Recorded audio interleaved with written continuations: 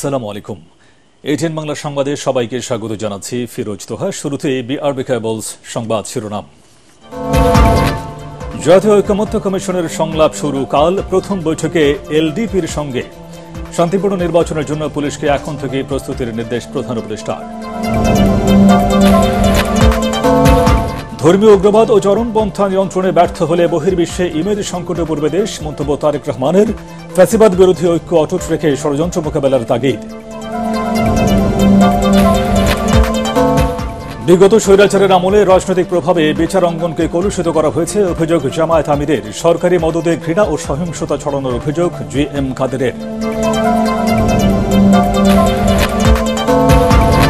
আসছে বাজেটে নিত্যপণ্যের দাম কমিয়ে জনজীবনে স্বস্তি আনার পরামর্শ গণমাধ্যম প্রতিনিধিদের। মানুষের আয় বাড়ানোর লক্ষ্য সরকারের, জানালেন অর্থ উপদেষ্টা। এবং উন্নয়নশীল দেশে উত্তরণে সংকটের চেয়ে সম্ভাবনাই বেশি, মন্তব্য বাণিজ্য উপদেষ্টার। রফতানিতে বাধার সৃষ্টি করবে দাবি ব্যবসায়ীদের। দক্ষতা বৃদ্ধির তাগিদ সিপিডি। শুনছিলেন বিআরবি কেবলস সংবাদ শিরোনাম। এবারে বিস্তারিত। আগামীকাল শুরু হচ্ছে জাতীয় ঐকমত্য কমিশনের সংলাপ। প্রথম দিনে অংশ নেবে কর্নেল অলি আহমেদের নেতৃত্বাধীন রাজনৈতিক দল লিবারেল ডেমোক্রেটিক পার্টি এলডিপি। সংস্কার বিষয়ে জাতীয় ঐকমত্য তৈরির লক্ষ্যে একে একে প্রত্যেক দলের সঙ্গে আলাদাভাবে আলোচনায় বসবে কমিশন। পর্যায়ক্রমে অন্যান্য দলের সঙ্গে আলোচনার সময়সূচি ঘোষণা করা হবে। সংস্কার বিষয়ে জাতীয় ঐকমত্য গঠনের জন্য অন্তর্বর্তী সরকারের প্রধান উপদেষ্টা ড মোহাম্মদ ইউনূসের সভাপতিত্বে জাতীয় ঐকমত্য কমিশন গঠিত হয়। 15 ফেব্রুয়ারি থেকে শুরু হয় কমিশনের কার্যক্রম। শান্তিপূর্ণ নির্বাচনের জন্য পুলিশের ভূমিকা ও করণীয় সম্পর্কে এখন থেকে প্রস্তুতি নেওয়ার নির্দেশ দিয়েছেন প্রধান উপদেষ্টা ড মোহাম্মদ ইউনূস। স্বরাষ্ট্র উপদেষ্টা এবং সংশ্লিষ্টদের সাথে অনুষ্ঠিত বৈঠকে এই নির্দেশ দেন তিনি। গত 17 মার্চ পুলিশ কর্মকর্তাদের সঙ্গে বিশেষ বৈঠকে কর্মকর্তাদের সুযোগ সুবিধা সহ বিভিন্ন দাবির পরিপ্রেক্ষিতে বেশ কিছু নির্দেশনাও দেন প্রধান উপদেষ্টা। এর মধ্যে রয়েছে প্রচলিত ঝুঁকি ভাতার সিলিং তুলে দেয়া, নতুন 364টি পিকআপ এবং 140টি প্রয়োজন ভ্যান কেনার উদ্যোগ নেওয়া। পুলিশের চলমান নির্মাণ প্রকল্পের মধ্যে যেগুলোর কাজ 70% নিচে হয়েছে সেগুলোর অর্থ ছাড়, ভাড়া করা 65টি থানা ভবনের জমি অধিগ্রহণের জন্য অর্থ ছাড় করা এবং পুলিশের এসআই ও এএসআই র্যাঙ্কের জন্য মোটরসাইকেল ক্রয়ে সুদমুক্ত ঋণের ব্যবস্থাও করতে নির্দেশনা দেন প্রফেসর ইউনূস। দেশের সার্বভৌমত্ব ও নিরাপত্তা নিশ্চিত করতে সেনাবাহিনীকে পেশাদারিত্ব ও নিষ্ঠার সাথে দায়িত্ব পালনের নির্দেশ দিয়েছেন প্রধান উপদেষ্টা ড মোহাম্মদ ইউনূস। রাষ্ট্রীয় অতিথি ভবন যমুনায় সৌজন্য সাক্ষাৎকালে সেনাপ্রধান জেনারেল ওয়াকারুজ্জামানকে এই নির্দেশনা দেন প্রধান উপদেষ্টা। এ সময় সেনাপ্রধান দেশের সামগ্রিক নিরাপত্তার পরিস্থিতি এবং বাহিনীর চলমান কার্যক্রম সম্পর্কে প্রধান উপদেষ্টাকে অবহিত করেন। পাশাপাশি দেশের উন্নয়ন ও স্থিতিশীলতার জন্য সেনাবাহিনীর বিভিন্ন পদক্ষেপ নিয়েও আলোচনা করেন। এছাড়া বঞ্চিত সেনা কর্মকর্তাদের সুবিচার নিশ্চিত করতে উচ্চপদস্থ পরিষদের মূল্যায়ন ও সুপারিশ এবং নানা কারণে চাকরিচ্যুত জেসিও ও অন্যান্য পদবীর সেনা সদস্যদের চলমান উচ্চপদস্থ পরিষদের অগ্রগতির বিষয়ে প্রধান উপদেষ্টাকে অবহিত করেন সেনা প্রধান জেনারেল ওয়াকারুজ্জামান। ধর্মীয় উগ্রবাদ ও চরমপন্থা নিয়ন্ত্রণে ব্যর্থ হলে পতিত স্বৈরাচারের সুযোগ নিয়ে গণতন্ত্রের কবর রচনা করবে আর বহির্বিশ্বে বাংলাদেশ ইমেজ সংকটে পড়বে বলে মন্তব্য করেছেন বিএনপির ভারপ্রাপ্ত চেয়ারম্যান তারেক রহমান। গণতন্ত্র প্রতিষ্ঠায় অন্তর্বর্তী সরকারের প্রতি নির্বাচন আয়োজনকে সর্বোচ্চ গুরুত্ব দেওয়ার তাগিদ দিয়ে তিনি বলেন, সংস্কার ও নির্বাচনকে মুখোমুখি দাঁড় করানোর কোনো প্রয়োজন নেই। বিএনপির ইফতার মাহফিলে তারেক রহমান আরও বলেন, রাজনৈতিক দলগুলোর মধ্যে ফ্যাসিবাদ বিরোধী ঐক্য অটুট রেখে সব ষড়যন্ত্রের জবাব দিতে হবে। বিস্তারিত কামরুজ্জামান রাজীবের রিপোর্টে। রাজধানীর লেডিস ক্লাবের রাজনৈতিক নেতৃবৃন্দের সম্মানে আয়োজিত ইফতার মাহফিলে লন্ডন থেকে ভার্চুয়ালি যুক্ত হন বিএনপির ভারপ্রাপ্ত চেয়ারম্যান তারেক রহমান। অনুষ্ঠানে স্বাগত বক্তব্যে বিএনপি মহাসচিব মির্জা ফখরুল ইসলাম আলমগীর অভিযোগ করেন, গণতন্ত্র ও নির্বাচন নিয়ে বিভ্রান্তি তৈরির চেষ্টা চলছে। গণতন্ত্রের পথে উত্তরণে নির্বাচনের কোনো বিকল্প নেই। এতে অন্যান্য রাজনৈতিক দলের শীর্ষ নেতারা গণতন্ত্র প্রতিষ্ঠায় জাতীয় ঐক্য অটুট রাখার আহ্বান জানান। গণতন্ত্রের পথে যাওয়া ছাড়া আমাদের কোনো বিকল্প নেই এবং সেই জন্য আমরা বারবার করে যেটা বলেছি, এটা নিয়ে অনেকে আমাদের সমালোচনা করেন, আমরা দ্রুত নির্বাচনের কথা বলেছি। আমরা যদি ঐক্যবদ্ধ থাকি, পতিত লুটেরা বাংলাদেশে আর মাথা উঁচু করার কোনো সুযোগ পাবে না, সাহস পাবে না। নির্বাচনবিহীন অনির্বাচিত একটা সরকার দেশে থাকা মানেই হচ্ছে আসলে অনেকের অনেক ধরনের ফায়দা নেওয়ার রাস্তা খোঁজা। তো আমরা সামনের বাংলাদেশ স্বাধীন, সার্বভৌম এবং একটা গণতান্ত্রিক বাংলাদেশ হবে। যে কোনো পরিস্থিতিতে জাতীয় নাগরিক পার্টি বাংলাদেশের জাতীয় ঐক্যের জায়গা ধরে রেখেই কাজ করবে। প্রধান অতিথির বক্তব্যে তারেক রহমান বলেন, সম্প্রতি ধর্ষণ, উগ্রবাদ আশঙ্কাজনক হারে বেড়েছে। উগ্রবাদ নিয়ন্ত্রণে ব্যর্থ হলে গণতন্ত্র সংকটে পড়বে। ধর্মীয় উগ্রবাদীদের অপতৎপরতা এবং চরমপন্থা নিয়ন্ত্রণে ব্যর্থতার পরিচয় দিলে উগ্রবাদী জনগোষ্ঠী এবং পরাজিত ফ্যাসিবাদী অপশক্তি দেশে পুনরায় গণতন্ত্রের কবর রচনা করবে। অপরদিকে গণতান্ত্রিক বিশ্বে ইমেজ সংকটে পড়তে পারে বাংলাদেশ।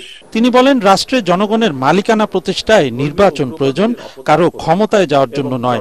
সরকার ও রাজনৈতিক দলের কেউ কেউ নির্বাচন বিরোধী কথা বলায় ফ্যাসিবাদী শক্তির উত্থানের পথ তৈরি হচ্ছে।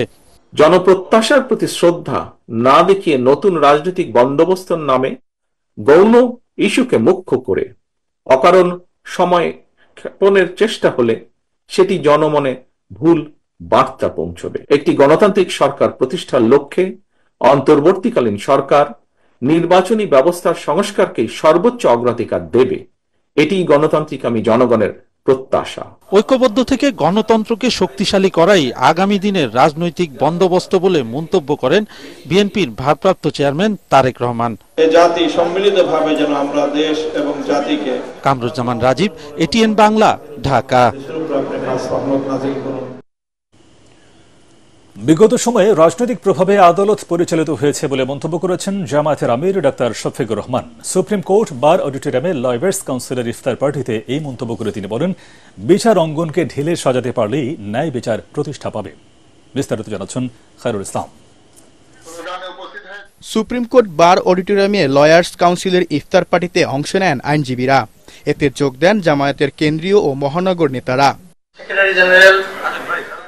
ইফতার পূর্ব বক্তৃতায় জামায়াতের আমির ডাক্তার শফিকুর রহমান বলেন, বিগত ফ্যাসিস্ট সরকারের আমলে সবচেয়ে বেশি ক্ষতিগ্রস্ত হয়েছে বিচার ও শিক্ষা ব্যবস্থা। ইসলামী আইন চালু হলে সহজে সমাজে শান্তি প্রতিষ্ঠা হবে বলেও জানান তিনি। ন্যায় বিচার নির্বাসনে শিক্ষা ভাঙ্গাচোরা, না আছে এর কোনো নৈতিক ভিত্তি, না আছে তার কোনো বৈশ্বিক মান। সঠিক রাস্তায় হাঁটলেই সমাজের মুক্তি আসবে, বেঠিক রাস্তায় হাঁটলে কখনো আসবে না। মানব জাতির জন্য ভালোবাসার উপহার হিসাবে যে বিধান এসেছে তার নাম ইসলাম। এটা শুধুমাত্র মুসলমানদের জন্য নয়, সমস্ত বিশ্ববাসীর জন্য। এই ইসলাম বেস্ট সলিউশন। ইসলামের আইনকে চ্যালেঞ্জ করার মতো কোনো আইন দুনিয়ায় এখন পর্যন্ত কেউ একটা আইন রচনা করতে পারে নাই। এ সময় আইনজীবীদের সবসময় ন্যায়ের পক্ষে থাকার আহ্বানও জানান জামায়াতের আমির ডাক্তার শফিকুর রহমান। আল্লাহ তাআলা তোমাদেরকে হুকুম দিচ্ছেন, তোমরা যেন ন্যায় বিচার কায়েম করো এবং পরস্পরের প্রতি তোমরা যেন সম্মান প্রদর্শন করো। মানুষ যখন নির্যাতিত হয় তখন আদালতের আশ্রয় নেয়। মানুষ যখন জীবন মৃত্যুর সন্ধিক্ষণে থাকে অথবা অসুস্থ হয় তখন আশ্রয় নেয় হাসপাতালে। এই দুইটা জায়গা যদি ঠিক থাকে একটা সমাজ মোটামুটি চলতে পারে। এদিকে গাজায় ইসরায়েলি হামলার প্রতিবাদে জাতীয় প্রেস ক্লাবের সামনে মানববন্ধন করে ইসলামী ছাত্র শিবির। এ সময় গাজায় হামলা বন্ধে কূটনৈতিক তৎপরতা চালাতে অন্তর্বর্তী সরকারকে আহ্বান জানান শিবির নেতারা। দুর্বার আন্দোলন গড়ে তোলার আহ্বান জানাচ্ছি। খায়রুল ইসলাম, এটিএন বাংলা, ঢাকা। সরকারি মদদে জনগণের মধ্যে ঘৃণা, সহিংসতা ছড়িয়ে দেওয়া হচ্ছে। নতুন বাংলাদেশ এমন পরিস্থিতি চায় না বলে মন্তব্য করেছেন জাতীয় পার্টির চেয়ারম্যান জি.এম. কাদের। রাজধানীর কাফরুলে একটি হোটেলে ঢাকা মহানগর উত্তর জাতীয় পার্টির ইফতার ও দোয়া মাহফিলে একথা বলেন তিনি। জাতীয় পার্টিকে স্বৈরাচারের দোসর বলে ট্যাগ দেওয়া হচ্ছে অভিযোগ করে তিনি বলেন, এটা রাজনৈতিক দলগুলোর মধ্যে বিভাজন তৈরির ষড়যন্ত্র। মবের নামে চলছে অরাজকতা। এমন পরিস্থিতিতে সরকার কিভাবে জাতীয় নির্বাচন করবে সেই প্রশ্ন রাখেন জাপা চেয়ারম্যান। আপনারা যেটা পারছেন না, আইন শৃঙ্খলা রক্ষা করতে যদি না পারেন, যারা পারেন তাদের হাতে দিয়ে চলে যান। দেশের মানুষকে আর বিপদে ফেলবেন না। আপনারা যেভাবে দেশকে বিভক্ত করেছেন, পুলিশকে অকার্যকর করেছেন, মনোবলহীন করেছেন এবং পুলিশ এখন কার্যকর করতে পারছেন না এবং এইভাবে নির্বাচন আপনারা করতে পারবেন না এবং নির্বাচনে আপনারা অলরেডি আপনাদের নিরপেক্ষতা হারিয়েছেন। রোহিঙ্গাদের তথ্য নির্বাচন কমিশনের সাথে ভাগাভাগি করে ব্যবহার করতে সম্মত হয়েছে জাতিসংঘ শরণার্থী বিষয়ক হাই কমিশন ইউএনএইচসিআর। বুধবার বিকেলে নির্বাচন কমিশন ভবনে ইউএনএইচসিআর এর সাথে এনআইডি কর্মকর্তাদের বৈঠক শেষে এই তথ্য জানান জাতীয় পরিচয় নিবন্ধন অনুবিভাগের মহাপরিচালক এএসএম হুমায়ুন কবির। জানান, দ্রুত সময়ের মধ্যে তথ্য পেলে নির্বাচনকে সামনে রেখে ভোটার তালিকা হালনাগাদে রোহিঙ্গা শনাক্ত করতে সুবিধা হবে। বিস্তারিত জানাচ্ছেন রচনা দাস। দেশে রোহিঙ্গাদের ভোটার হওয়া ঠেকাতে নানা উদ্যোগ নিয়েছে জাতীয় পরিচয় নিবন্ধন অনুবিভাগ। তারই অংশ হিসেবে রোহিঙ্গাদের সহজে শনাক্ত করতে জাতিসংঘের হাতে থাকা রোহিঙ্গা শরণার্থীদের বায়োমেট্রিক সহ ডাটাবেজ বা তথ্য ভাণ্ডার কাজে লাগাতে চায় ইসি। এ বিষয়ে জাতিসংঘের শরণার্থী বিষয়ক হাই কমিশন ইউএনএইচসিআর এর প্রতিনিধি দলের সাথে বৈঠক করেন এনআইডি মহাপরিচালক। নির্বাচন ভবনে প্রায় 2 ঘণ্টা আলোচনার পর তিনি জানান, এরই মধ্যে বাংলাদেশ সরকারকে রোহিঙ্গাদের তালিকা দিতে সম্মত হয়েছে ইউএনএইচসিআর। ডাটা হাতে পেলে সে অনুযায়ী ভোটারের তালিকায় কোনো রোহিঙ্গা যুক্ত থাকলে তাদের বাদ দেওয়া সহজ হবে। ইতিমধ্যেই বাংলাদেশ সরকারের সাথে ইউএনএইচসিআর এর একটি চুক্তি হয়েছে, এমইউ হয়েছে, যে এমইউর পরিপ্রেক্ষিতে ওনারা আমাদের সাথে রোহিঙ্গাদের ওই ডেটা শেয়ার করতে সম্মত হয়েছেন। এই ডেটাটা কিভাবে আমরা ব্যবহার করতে পারি আর ওনারা কিভাবে দিতে পারেন, এই বিষয়টা নিয়ে আজকে একেবারেই প্রাথমিক আলোচনা হয়েছে। তালিকাভুক্ত রোহিঙ্গাদের ডাটা ব্যবহার করতে পররাষ্ট্র মন্ত্রণালয়, নির্বাচন কমিশন এবং ইউএনএইচসিআর এর সমন্বয়ে একটি টেকনিক্যাল টিম গঠন করা হয়েছে বলেও জানান এনআইডি মহাপরিচালক। রোহিঙ্গারা দেশের বিভিন্ন জায়গায় ছড়িয়ে পড়েছে এবং তারা আমাদের এই সিস্টেমে আসার জন্য বা আইডি পাওয়ার জন্য বা পাসপোর্ট পাওয়ার জন্য চেষ্টা করছে। তো আমরা যত দ্রুত এই ডাটাটা পাবো তত আমাদের জন্য কল্যাণকর, এটা রোহিঙ্গাদের জন্য ভালো। এনআইডি মহাপরিচালক আরও জানান, ইউএনএইচসিআর এর হিসাবে বাংলাদেশে তালিকাভুক্ত রোহিঙ্গা 10 লাখেরও বেশি। রাসনা দাস, এটিএন বাংলা, ঢাকা। আকার খুব বড় না করে এবার একটি বাস্তবমুখী বাজেট দেওয়ার চেষ্টা করবে অন্তর্বর্তী সরকার। মানুষের আয় বাড়ানোর জন্য বাজেটে ব্যবসা বাণিজ্য সম্প্রসারণের চেষ্টা থাকবে। সচিবালয়ে গণমাধ্যমের সম্পাদকদের সাথে প্রাক বাজেট আলোচনা শেষে এসব কথা জানান অর্থ উপদেষ্টা সালেহউদ্দিন আহমেদ। বাজেটে মূল্যস্ফীতি কমানো, নতুন কর্মসংস্থানে মনোযোগ, করের আওতা বাড়ানো সহ স্বাস্থ্য ও শিক্ষা খাতে বাজেট বাড়ানোর প্রস্তাব গণমাধ্যম কর্মীদের। উপদেষ্টা জানান, এসব প্রস্তাব বিবেচনায় থাকবে সরকারের। হুমায়ুন চিশতির রিপোর্ট। এবারই প্রথম বাজেট দিতে যাচ্ছে অন্তর্বর্তীকালীন সরকার, তাই প্রস্তুতি ব্যাপক, আছে চ্যালেঞ্জও। একটি বাস্তবমুখী বাজেট তৈরিতে গণমাধ্যম কর্মীদের পরামর্শ চাইলেন অর্থ উপদেষ্টা। তাই সচিবালয়ে এই মতবিনিময় সভার আয়োজন।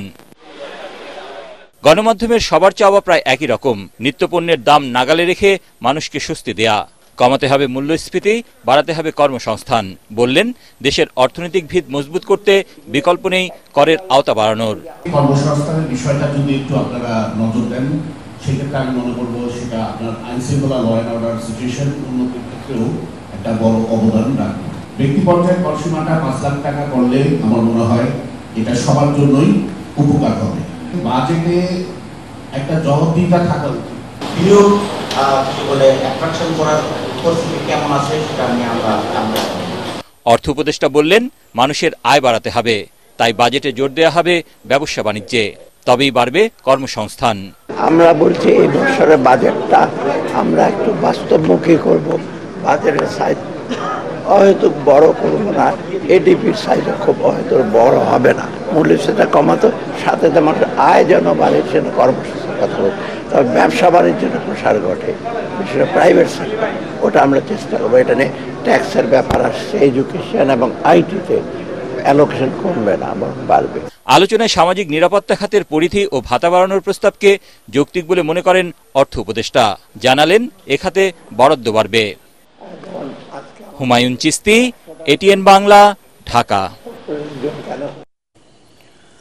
স্বল্পোন্নত দেশ বা এলডিসি থেকে উন্নয়নশীল দেশে উত্তরণ হলে সংকটের যে সম্ভাবনাই বেশি বলে জানিয়েছেন বাণিজ্য উপদেষ্টা শেখ বশিরউদ্দিন। এলডিসি থেকে উত্তরণ নিয়ে এফবিসিসিআই এর সেমিনারে তিনি একথা বলেন।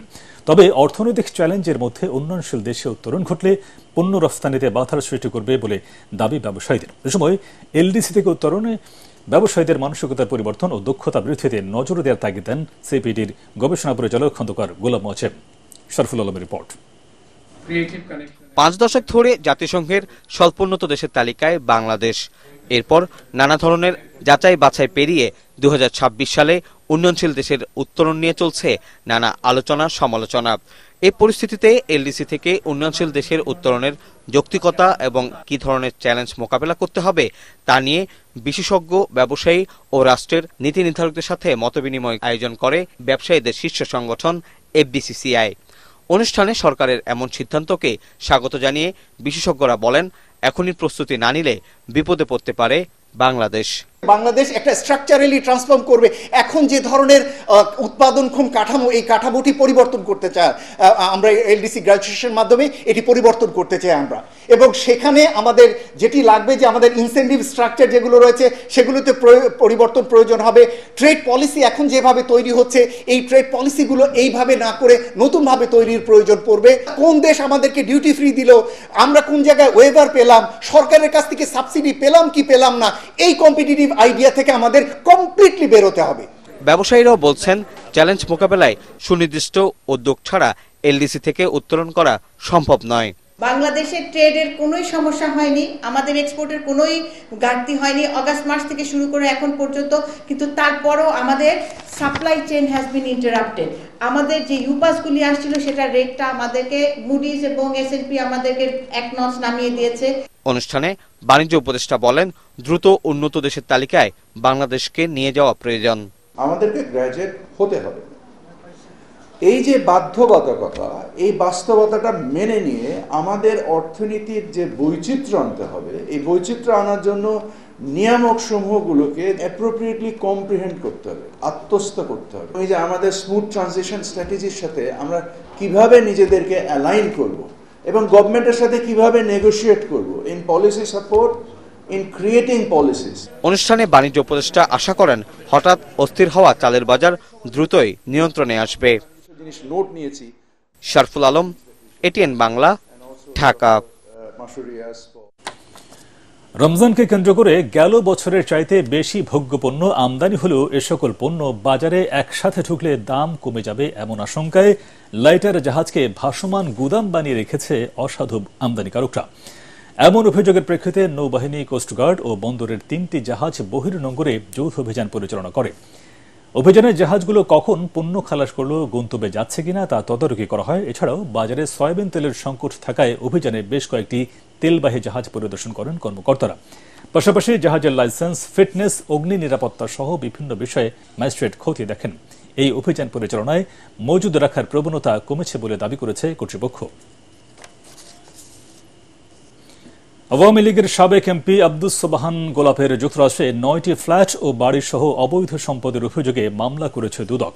তার জ্ঞাত আয় বহির্ভূত 68 কোটি টাকা এবং 97 কোটি টাকার সন্দেহজনক লেনদেনের তথ্য পেয়েছে সংস্থাটি। এছাড়াও 2000 কোটি টাকা আত্মসাতের অভিযোগে আইএফআইসি ব্যাংকের 4 জনকে জিজ্ঞাসাবাদ করেছে দুদক।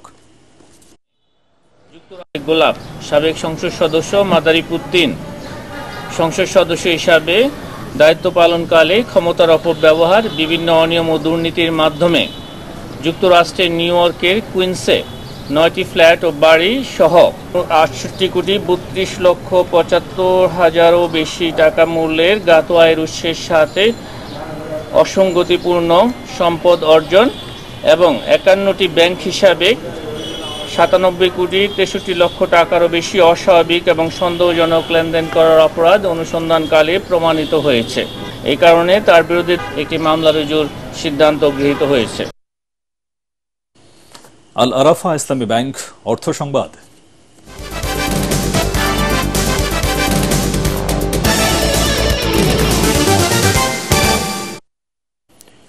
করের হার না বাড়িয়ে বরং কর ফাঁকি রোধের মাধ্যমে রাজস্ব আয় বাড়ানোর কথা জানিয়েছেন জাতীয় রাজস্ব বোর্ডের চেয়ারম্যান আব্দুর রহমান খান। আসছে বাজেটে মোবাইল অপারেটরদের জন্য কর্পোরেট ট্যাক্স কমানো এবং সিগারেটের ওপর নতুন করে কর বাড়ানো হবে না বলে জানিয়েছেন এনবিআর চেয়ারম্যান। তরিক ইসলামের রিপোর্ট। আসন্ন বাজেটের আগে বিভিন্ন ইস্যুতে ব্যবসায়ীদের সাথে আলোচনা করতেই সকালে রাজধানীর আগারগাঁয়ে প্রাক বাজেট আলোচনার আয়োজন করে জাতীয় রাজস্ব বোর্ড এনবিআর। এ সময় বিভিন্ন অসুবিধার কথা তুলে ধরেন ঔষধ, সিগারেট, সিমেন্ট, মোবাইল, স্টিল শিল্পসহ বিভিন্ন খাতের ব্যবসায়ী নেতারা। আলোচনায় উঠে আসে কর হার কমানো ও কর্মকর্তাদের অসহযোগিতা সহ নানা সীমাবদ্ধতার কথা। আমরা কখনোই বলবো না যে এই কর্পোরেট ট্যাক্সকে আপনি বড় মাপের একটা মানে কমিয়ে দেন, বাট এই সেক্টরটার প্রতি সরকারের যে একটা স্বনির্বন্ধ যে একটা মানে একটা দৃষ্টিভঙ্গি আছে যে এই সেক্টরটাকে মানে একটু ফ্লারিশ করতে পারলে আমাদের মোবাইল ব্যবহার, ডেটা ব্যবহার, ইন্টারনেটের ব্যবহার এবং এর মাধ্যমে দেশের সার্বিক উন্নতিতে যেন পুরো জনগোষ্ঠী সামগ্রিকভাবে উপকৃত হয়। র মেটেরিয়ালস এর যদি 15% হয় তাহলে ওই কোম্পানি ওই প্রোডাক্ট কিভাবে সার্ভাইভ করবে, এটার উপরে যখন আদার্স যদি ক্যালকুলেশন করা হয় তখন আরো বেড়ে যায়। এক টন রড বিক্রি করে এখন 500 টাকা বিজনেস করা যায় না, সেখানে টিডিএস 2%, এটা আমাদের একটা জোরালো দাবি, এটাকে 1% করে দেওয়ার জন্য। 5 বছর আগে একটা মাল খালাস করে নিয়ে এসেছি, 5 বছর পরে এসে বলতেছে যে এখন এই পরিপত্র এই অনুযায়ী আপনি 5 বছর আগে আপনি ডিউটি কম দিয়েছেন, ট্যাক্স কম দিয়েছেন, এখন সেটা দিতে হবে। আলোচনায় এনবিআর চেয়ারম্যান বলেন, নতুন করে বাড়ানো হবে না করের হার। এ সময় আইন মানতে ব্যবসায়ীদের প্রতি আহ্বান জানান এনবিআর চেয়ারম্যান। ভ্যাট থেকে যে পরিমাণ রেভিনিউ আসার কথা আমরা ধারা কাছেও নাই, ফলে আমরা এখনো কাস্টমস, এসডি, সিম ট্যাক্স, এটা সেটা এগুলোর দিকে জোর দিচ্ছি আর কি। এই দিকটা যদি ঠিক হয়ে যায় ধীরে ধীরে আমরা এখানে ডিসিপ্লিন আনতে পারবো, আমরা সেদিকে আগাবো ইনশাআল্লাহ। সরকারের উচ্চ হারে শুল্কায়ন ও জরিমানার কারণে ওষুধের দাম বাড়ছে বলেও অভিযোগ করেন এ খাতের ব্যবসায়ীরা। ওভারঅল ইকোনমির কথা চিন্তা করে গ্র্যাজুয়ালি আস্তে আস্তে বাড়াতে হবে স্যার। তরিক ইসলাম, এটিএন বাংলা, ঢাকা। এবার আন্তর্জাতিক সংবাদ।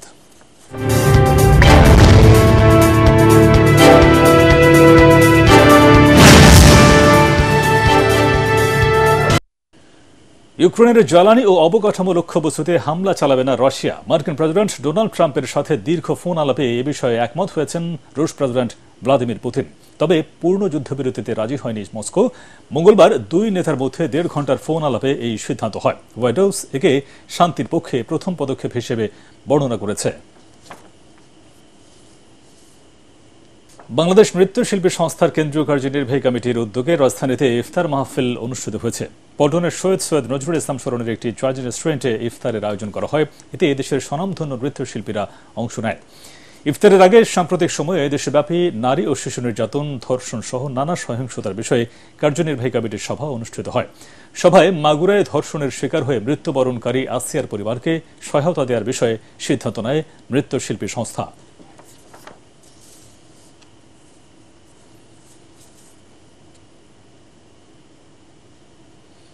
এবারে পার্টেক্স খেলার খবর।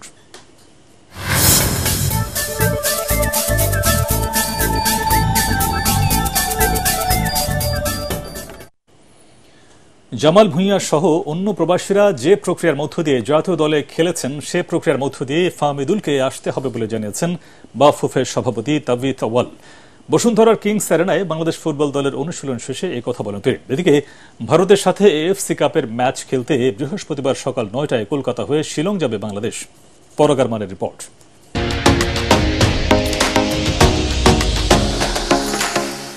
অবশেষে বাংলাদেশের জার্সি গায়ে অনুশীলনে নামলেন শেফিল্ড ইউনাইটেডের তারকা ফুটবলার হামজা চৌধুরী। নতুন কিছুই দেখালেন না, তবু অপলক দৃষ্টিতে হামজার দিকে তাকিয়ে রইল কিংস অ্যারেনায় জাতীয় দলের অনুশীলন দেখতে আসা কিছু মানুষ।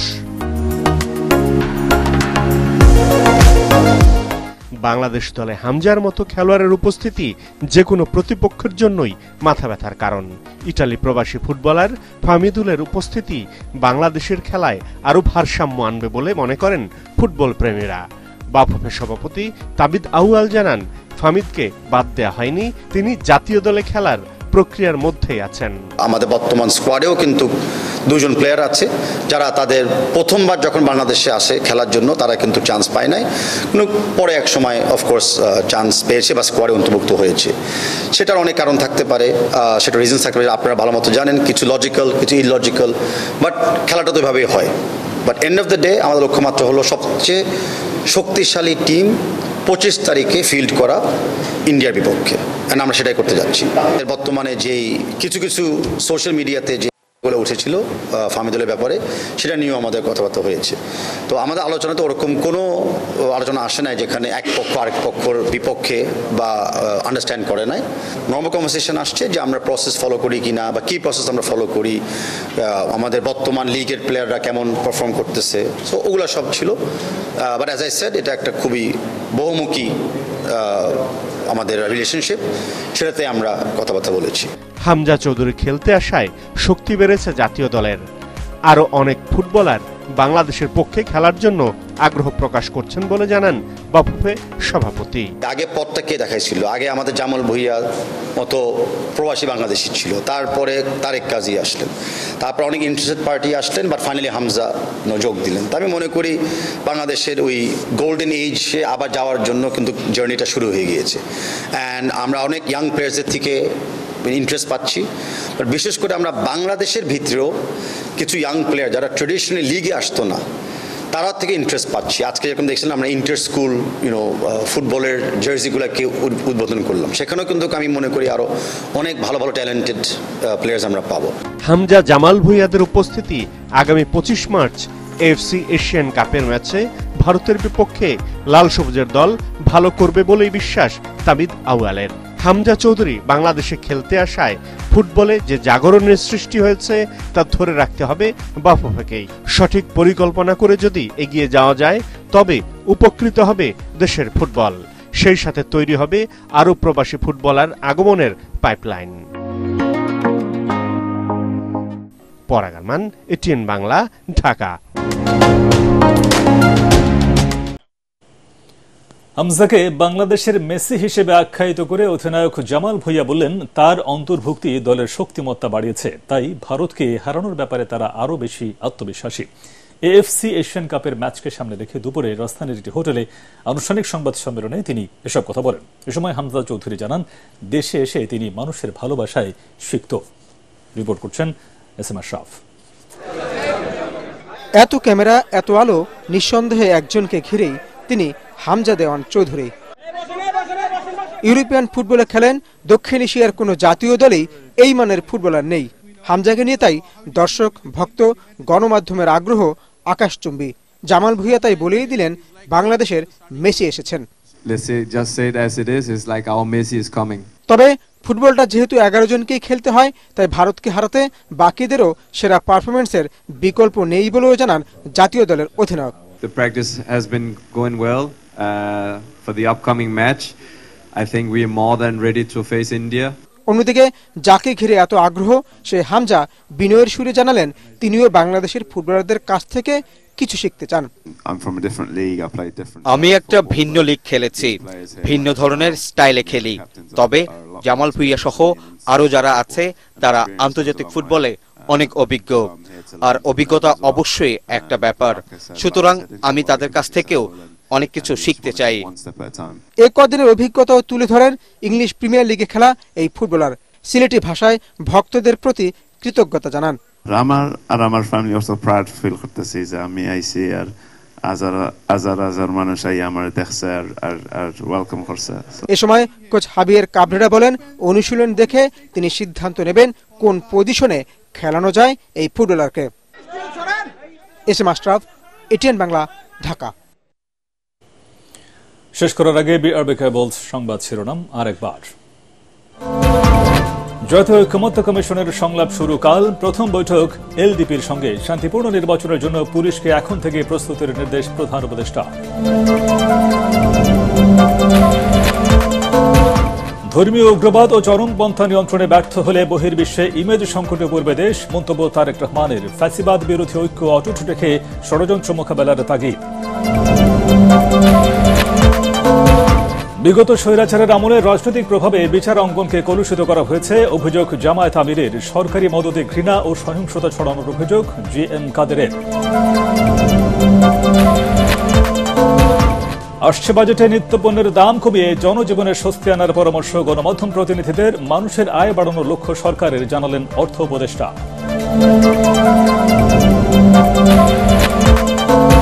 এবং উন্নয়নশীল দেশে উত্তরণে সংকটের চেয়ে সম্ভাবনাই বেশি, মন্তব্য বাণিজ্য উপদেষ্টার। রফতানিতে বাধার সৃষ্টি করবে দাবি ব্যবসায়ীদের। দক্ষতা বৃদ্ধির তাগিদ সিপিডির। পরবর্তী সংবাদ দেখার আমন্ত্রণ জানিয়ে এখনকার মতো শেষ করছি। A10 বাংলার সংবাদ ইউটিউবে দেখতে ব্রাউজ করুন youtube/A10 বাংলা নিউজ। ধন্যবাদ সবাইকে।